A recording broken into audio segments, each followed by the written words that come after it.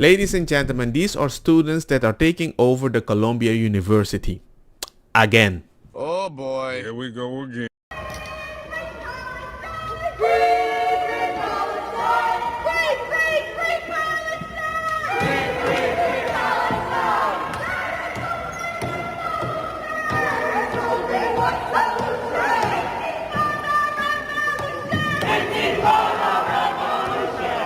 I find it odd that the solution that they're screaming is Antifada revolution, which is kinda odd because I know Antifa likes revolution, and since there's not a lot of revolution, it would not be surprised they would join a revolution. There's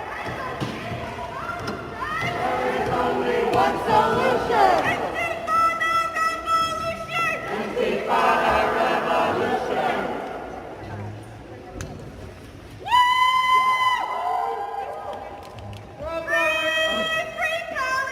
As long as they're not violent, it's pretty much free speech.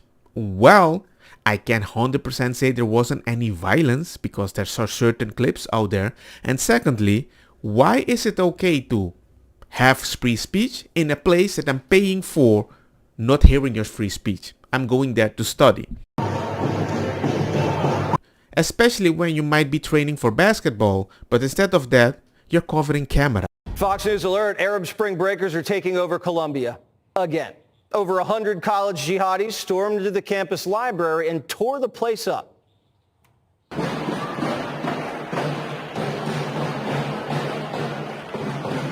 As long as they're not violent, it's pretty much free speech. What about destruction of property? Is that okay? Is that part of free speech? Then again, surely you're gonna say it's Fox News. They're lying again, so we shouldn't believe them, but we can see the footage. After the library insurrection, they called for a global terror uprising.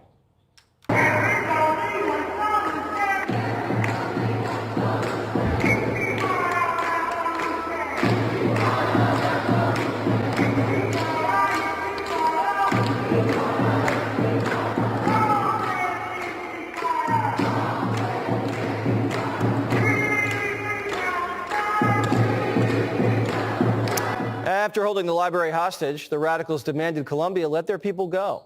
But the university had different plans. No one can leave unless you show ID. Yeah, exactly how Democrats want it at the border.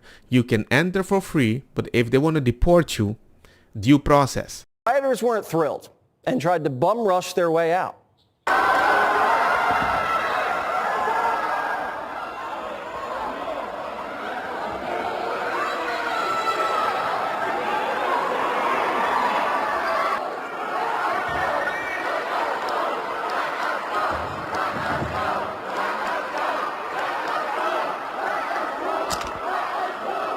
And on the outside, their buddies tried to bust them out. Watch. You're hurting me.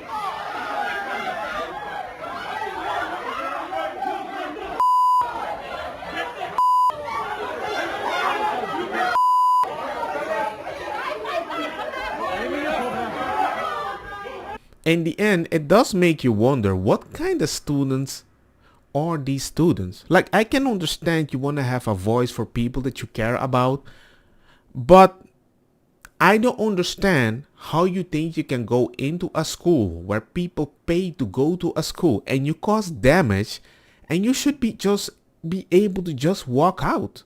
Over half of Columbia's enrollment is foreign students, and they're the ones, of course, who pay full tuition. Yeah.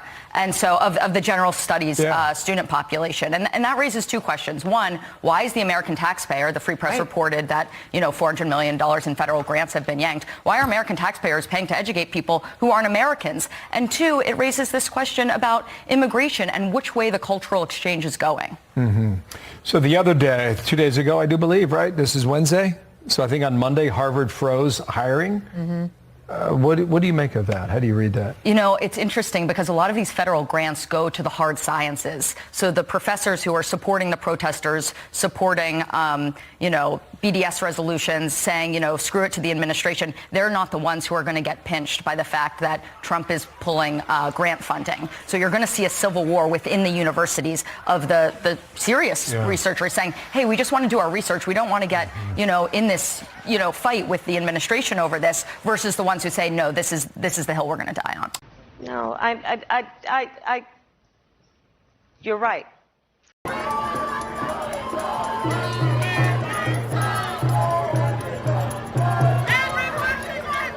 For example, I'm from Curacao. We are a colony from Holland. I don't go to US, scream, Dutch people, colonizer. I don't understand that. And to be able to think that the university is paying my intuition, they're helping me out, I have the right to go destroy their property, I don't understand that.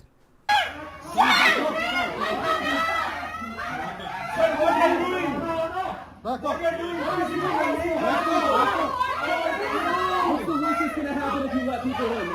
the worst that's gonna happen?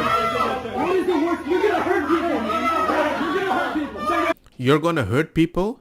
The friends behind you are trying to push out because we need to be able to identify you. But meanwhile, they're still pushing you, and you're gonna tell me that it's my fault for blocking you when you did something illegal because you could have protested by yourself, but you broke stuff.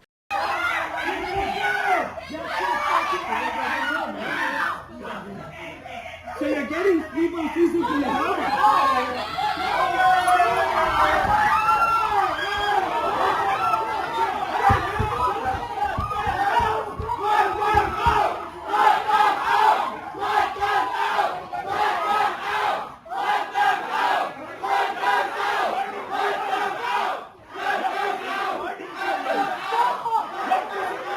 I think they're going to let you out. The only difference is they're going to remove your visa for student and you're going to be let out. This is how much it costs to give birth in America. $44,318.41. I had my little guy 3 weeks ago, so they definitely wasted no time sending me that bill. I had a vaginal birth with epidural, no complications, and I was in the hospital for about 2 days. So I'm gonna break everything down for you guys and show you guys how much everything costs and how much my insurance did cover. A private 1-bed room and board was $10,100. Pharmacy was $89.40. Laboratory was $859. My epidural was $1,845. Labor room and delivery was $10,275. Specialty services was $585, and then other services was $1,347. And that's just one bill. We have multiple bills to go through, guys.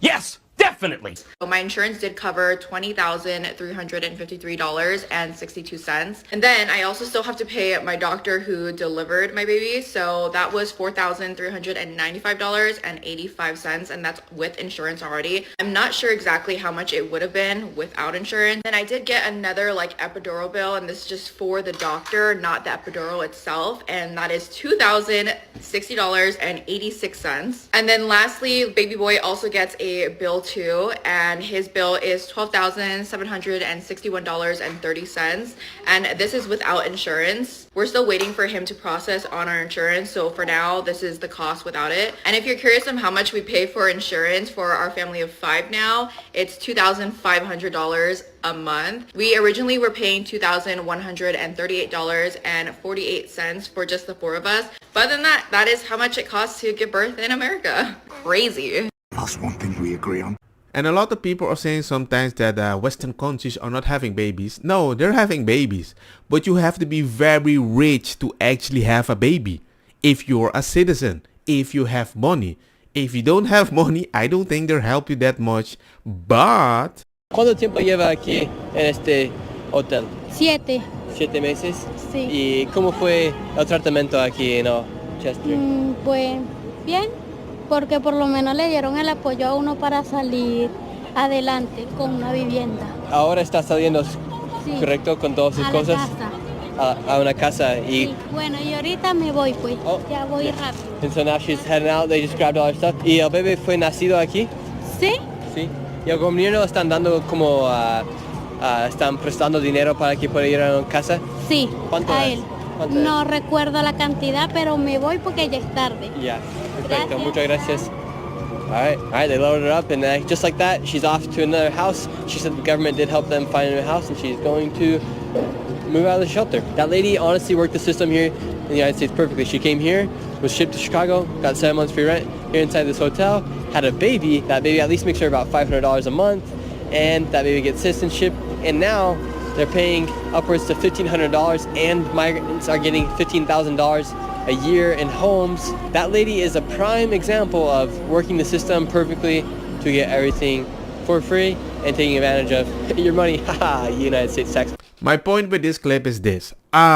We don't motivate people enough to have baby these days. And I'm not saying that we don't need more babies, need more children or whatever. I'm just saying we need to help each other equally. Because if you have a baby in Spain, you don't get treated differently from any immigrant. And I'm surprised this is kind of normal in USA. The last thing we want to copy to make normal in more Western countries.